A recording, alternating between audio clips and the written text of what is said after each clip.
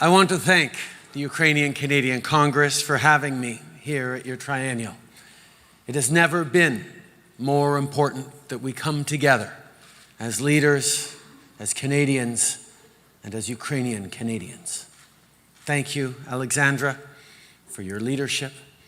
Our government is grateful for all of your advocacy and what the UCC has done for Canada and for Ukraine. Je suis heureux que tant de membres de notre gouvernement puissent participer à ce congrès, dont la vice-première ministre Freeland, les ministres Anand, Sajjan et Vandal, et des membres du caucus comme Yvonne Baker, Jim Carr et Terry Goodugad. Je veux aussi souligner la présence de l'ambassadrice ukrainienne au Canada, Yulia Kovalev, en plus de notre ambassadrice en Ukraine, Larissa Galatza. Je remercie bien sûr la première ministre Stephenson de nous accueillir ici au Manitoba. C'est toujours un plaisir de vous voir. And thank you for welcoming us to Winnipeg, Mayor Gillingham. Congratulations again, Scott. It's wonderful that this be one of your first official, unofficial, because I know you're still mayor-elect, but it is wonderful to see you, and it's going to be great to work with you over the coming months and years for the benefit of Winnipeggers, Manitobans, and indeed all Canadians. 9 months ago this week, Russia launched a brutal and bloody invasion of a sovereign, democratic nation. They violated the post-World War II order and stability that has, for decades, upheld our peace and allowed so many people to prosper. They have murdered innocent civilians. All of you here know this better than anyone. When horrible images flash on the TV screen or in your social media feed, you're seeing places you know all too well. Maybe you lived there once. Maybe your cousin does. Maybe your great-grandparents left these places 100 years ago to come to Canada. Today, all Canadians are learning the names of these towns and cities for all the worst reasons. Bucha, Izium, Irpin. I saw the devastation of Irpin with my own eyes when I visited in May, and I will never forget it. Witnessing the homes destroyed and the neighborhoods shattered. Our hearts break for the lives lost, the lives ruined, and the people fleeing to safety. Over 105,000 Ukrainian nationals have arrived in Canada under the special immigration programs we launched in February. Thousands of them arrived and settled here in Manitoba. Canadians welcomed them with open arms because that's just what we do. Refugees and immigrants have joined Ukrainian-Canadian communities like so many of yours that go back over a century. Back then, a massive wave of Ukrainian immigrants came to Canada, many of them to the prairies, and they worked the land. They carried with them generations of expertise on farming wheat and grains and helped make Canada a breadbasket to the world. They helped build this country. These farmers brought these skills with them from Ukraine, a land that, until Putin launched his attack, held and will hold again a special role in feeding the world. But now, as a result of Russian occupation and aggression, many in the affected region don't have the most basic supplies. Canadians and Canada have been there to help since the beginning. Our government has allocated $320 million for humanitarian assistance in Ukraine, with money going to organizations that are providing food assistance, clean drinking water, medical supplies, and mental health supports for children, amongst many other things. On ne peut pas permettre à la guerre barbare de la Russie de se poursuivre. On travaille pour faire en sorte que Poutine et tous ses complices de ces atrocités répondent de leurs actes. En partenariat avec nos alliés, le Canada a imposé les sanctions les plus sévères jamais imposées contre une grande économie, y compris contre la Banque centrale russe. On a imposé des sanctions contre les complices de Poutine, contre les oligarques qui facilitent ses actions et contre les législateurs qui ont approuvé les brutalités commises contre les Ukrainiens. Depuis février, le Canada a sanctionné plus de 1400 individus et entités. And today, I can announce that we are adding 35 more individuals to that list, including influential leaders of the state-owned energy company, Gazprom, and sanctioning 6 energy sector entities.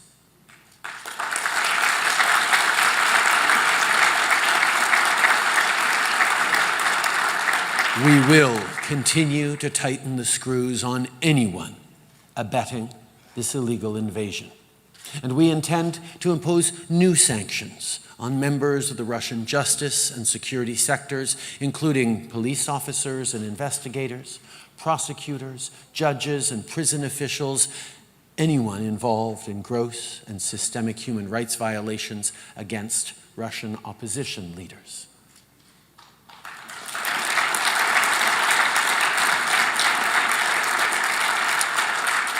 Putin's war machine cannot be permitted to act with impunity.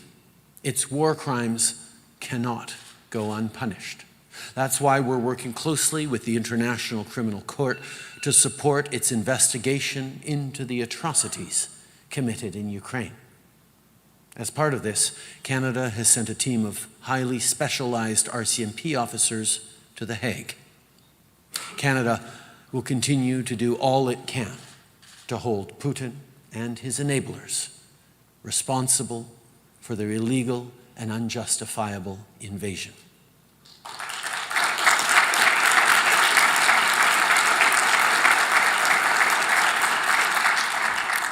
For 246 days, Ukrainians have endured shellings, occupations, and unbearable human costs. This must end in Putin's failure.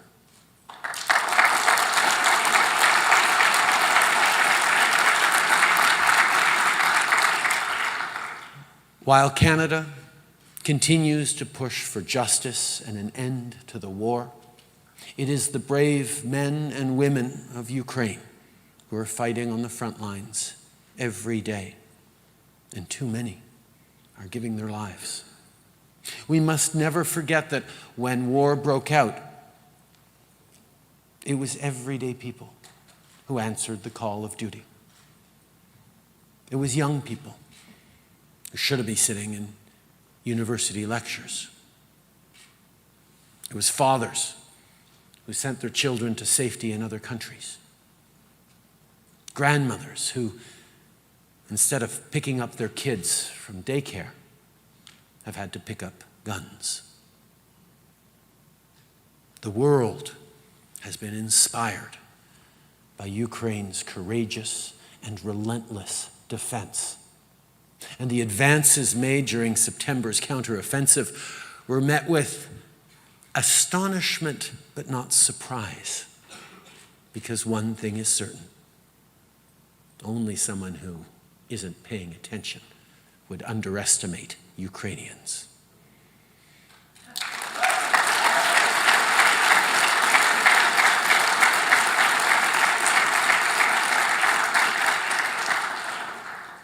There, your belief in their rights to freedom, territorial integrity, and a choice in deciding their own future is indomitable. And I want to recognize that they are not just standing up for their freedom. No, they're standing up for all of ours, standing up for all democracies in the fight against authoritarianism. In March, when I welcomed President Zelensky to address Parliament, I told him he was a champion of democracy. He has rallied Ukrainians, he has shrugged off threats to his own life and inspired us all with his strength and courage. He is extraordinary, he is heroic, he is relentless. One runs out of adjectives, simpler perhaps to sum it up. He is Ukrainian.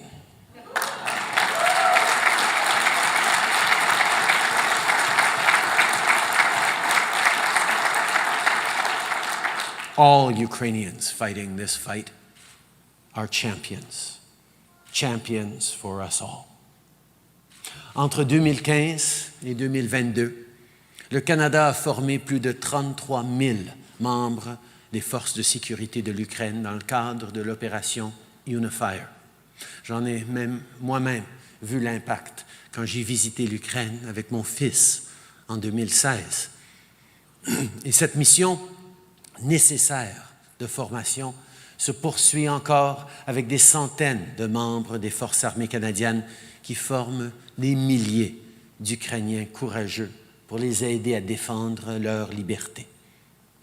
On s'est aussi engagé à fournir plus de 600 millions de dollars d'aide militaire depuis février.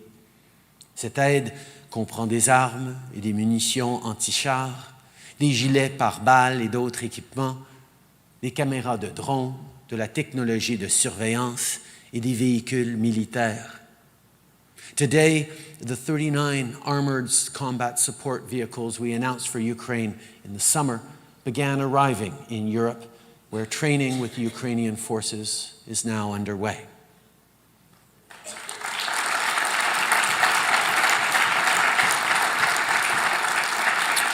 On a également alloué des millions de dollars pour aider à retirer les explosifs et les mines terrestres que les soldats russes ont cruellement posés sur le sol ukrainien.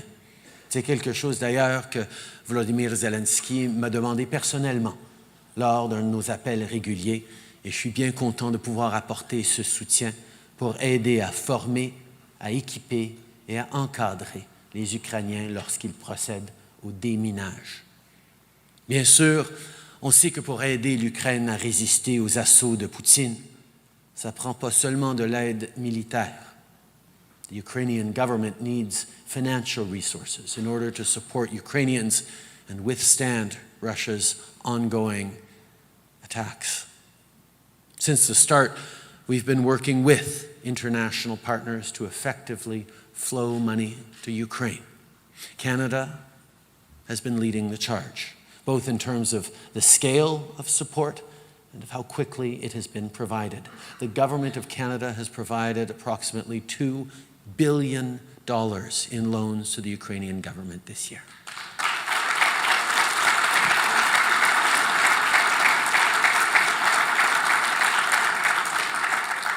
But we know, including hearing regularly from Alexandra, that there are a lot of Canadians who would like to see us do more and to be able to do more.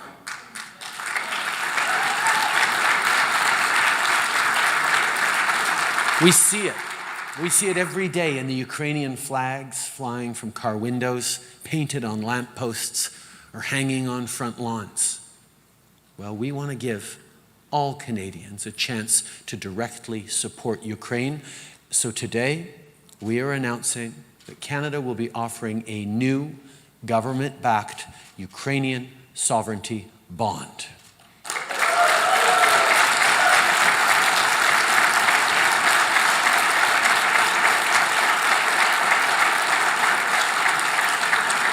Canadians will now be able to go to major banks to purchase their sovereignty bonds, which will mature after 5 years with interest. It'll be a lot like the Government of Canada bonds people are familiar with. These funds will go to support the government of Ukraine so they can continue to support the Ukrainian people.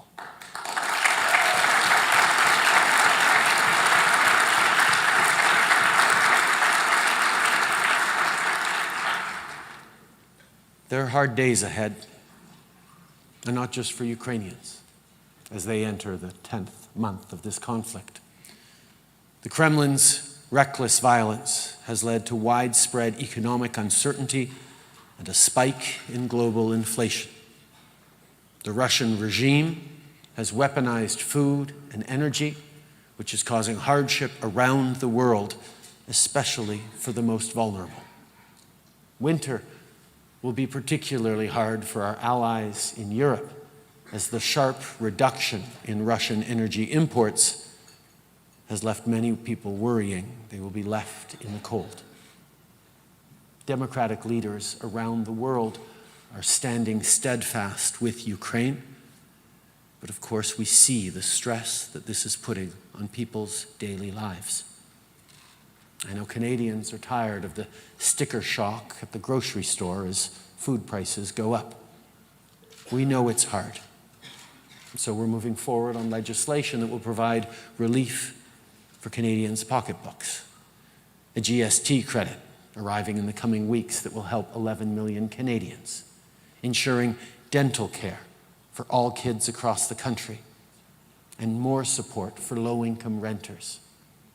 These measures will help, but times are tough. But like Ukrainians, Canadians will not waver in our resolve to stand up to Putin.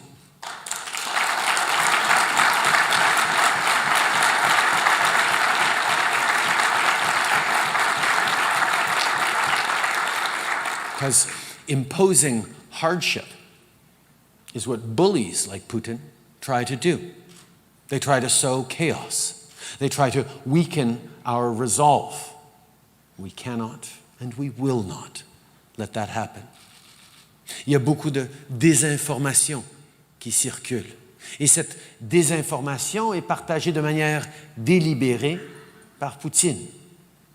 Le Canada collabore avec des partenaires du monde entier pour surveiller la mésinformation et la désinformation, notamment avec le mécanisme de réponse rapide du G7 qu'on dirige. Le mécanisme a pour rôle de renforcer la coordination pour cerner les menaces étrangères à la démocratie et d'y réagir. On doit tous rester vigilants et dénoncer les mensonges et les injustices. Et on doit rester fort, peu importe ce que les dictateurs essayent de faire.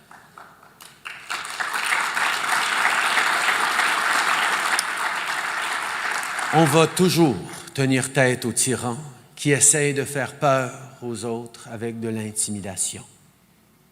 I will be going to this year's G20 summit. One of my main objectives, alongside our closest friends, will be to rally our allies and ensure that the world holds Russia to account.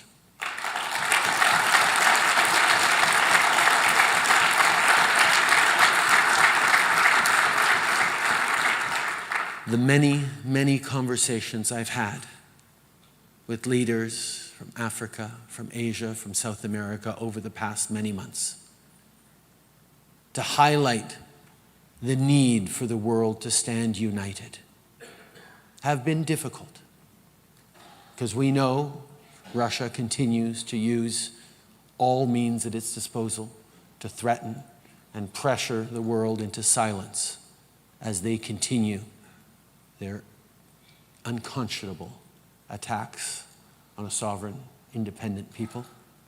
But I will tell you that the conversations I've had, even with folks who are wary about being aligned too much with the West, when it comes to the principles of territorial integrity, sovereignty, the rights of any people to choose their own future, to not be attacked and invaded by their neighbors, resonates. And as the food and energy crisis continue, as countries in the global South continue to see Canada and other friends of theirs stepping up to ensure delivery of food, energy supports, investments for the future, more and more countries are coming to realize that Putin must fail. We cannot let him take us all backwards to a bloodied world where might makes right.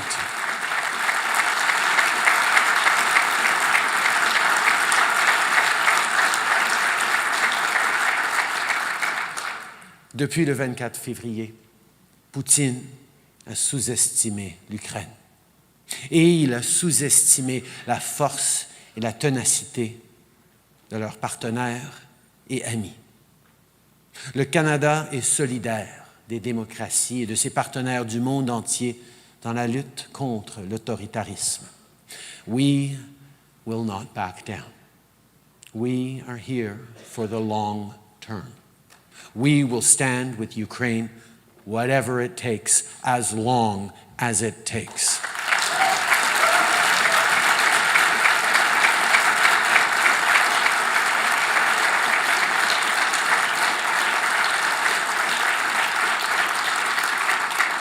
Canada has the second largest Ukrainian diaspora community in the world, with almost 1.4 million people who proudly claim Ukrainian heritage in our country. But we share more than just deep and abiding people-to-people ties. We stand together in the fundamental belief in freedom, in democracy, in justice, and of course, in the inevitable, but sometimes difficult, triumph of light over darkness. Slava Ukraini! Героям слава!